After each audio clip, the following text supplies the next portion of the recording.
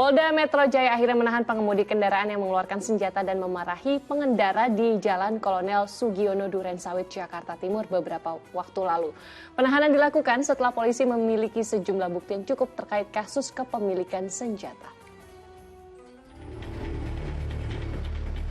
Aksi koboi jalanan yang dilakukan MFA, pengendara mobil yang mengeluarkan senjata yang videonya viral di media sosial, berakhir dengan penahanan.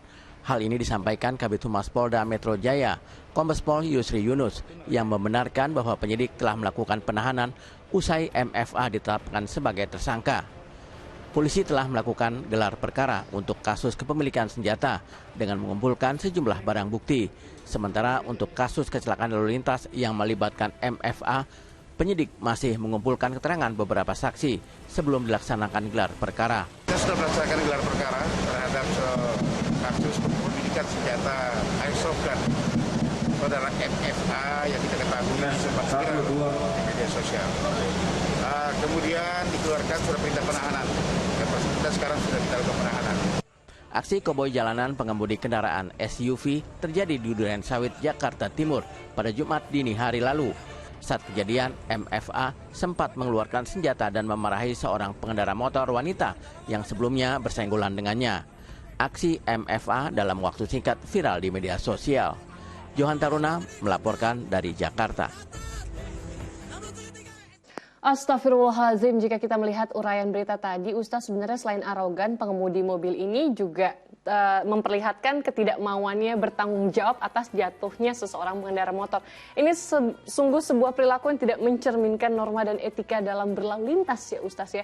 Kalau di Islam sendiri seperti apa sih tanggung jawab itu diajarkan kepada kita semua?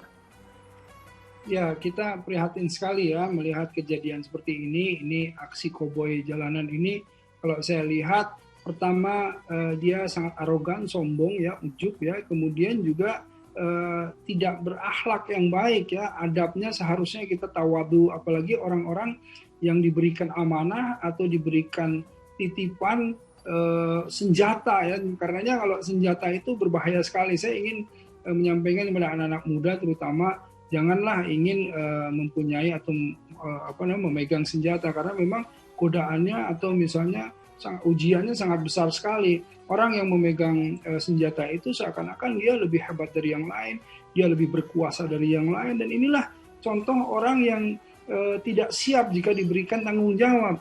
Salah satunya kalau di dalam ayatnya begini, ya ayyuhalladzina amanu la takhunullaha wa rasulahu wa takhunu amanatikum wa antum ta'lamun. Jadi orang-orang yang beriman, janganlah kamu mengkhianati Allah dan Rasulnya, dan jangan kamu mengkhianati amanah-amanah yang dipercayakan kepadamu. Nah, seperti tadi, misalnya dia diperbolehkan atau punya senjata ya, apakah ini ada izinnya atau tidak, saya belum paham ya.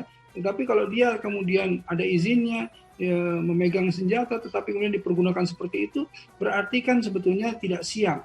Nah, ini juga sama dengan kekuasaan, sama dengan kepemimpinan, sama dengan harta dan lain-lainnya.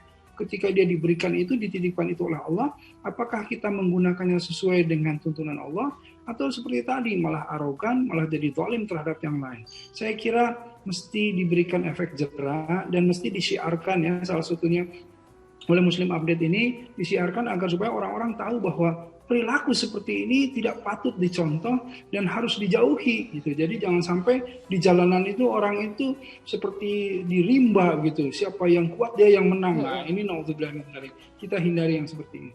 Baik, setuju sekali Ustaz.